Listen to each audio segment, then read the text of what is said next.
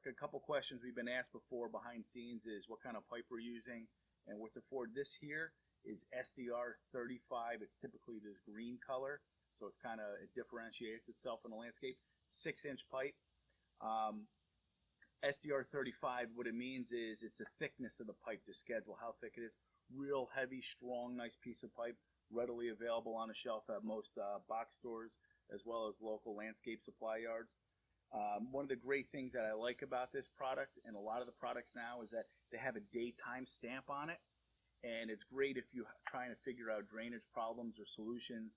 If there's improvements along the way of a house, you can dig it up and you can find out when things are installed. So maybe just a simple blockage or something along the lines like that will help you figure out what's going on underground without ripping everything open. So if you're a contractor, even if you're do-it-yourselfer or you want to do it at home and you have any of these stamps like this, try to keep them up so if someone wants to do a little investigating in the years to come, you can find it. So hopefully that helps you.